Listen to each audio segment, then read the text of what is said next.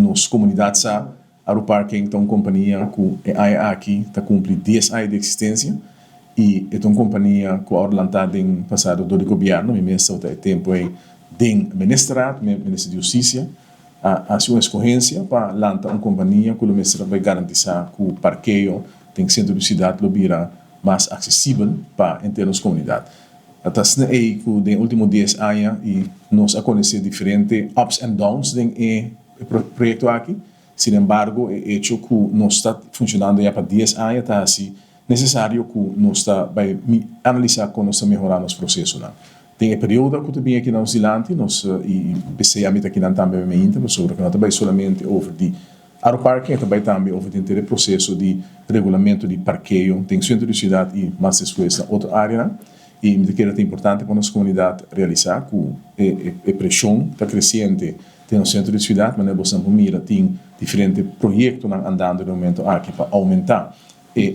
a presença de mais gente no centro de cidade, significa que leva um momento que tem mais gente para viver no centro de cidade, mais gente vai mover no centro de cidade. E significa também que nós precisamos regular espaço na que tem. Se nós assim, vamos ter um problema e confrontação entre gente em um dado momento dentro da comunidade, e sei a custo de tudo custo, nós precisamos prevenir. Pero importante, que é para mim, tá, com o Ministério de Justiça e no momento que na aeroparque transporte público da parte do Ministério de Justiça, nós fazemos nosso máximo esforço para o projeto, seu conteúdo que estava tendo de verdade. No passado, nós mira que no momento nós start o projeto, tem certo processo na como mês e tempo a que não estava tão tiki, muito para começar projeto muito pisa. Nós está evaluando todo o processo e anunciar segundo que nós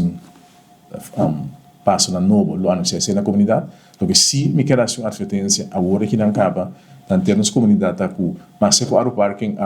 para certo controle na que agora se seguro reclamamento tá sendo que o guarda policial tem semana que também lota em conversação com o guarda policial para vai atender que ele não nota comportamento de uma forma maneira de para o que se trata é uso de espaço dentro do centro de cidade. Sobre que, claro, tem facilidade para parqueio,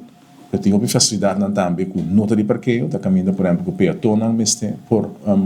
mover, tem caminhando com para motivo de segurança, não para auto, e também regularmente tem auto não parar, e se acaso,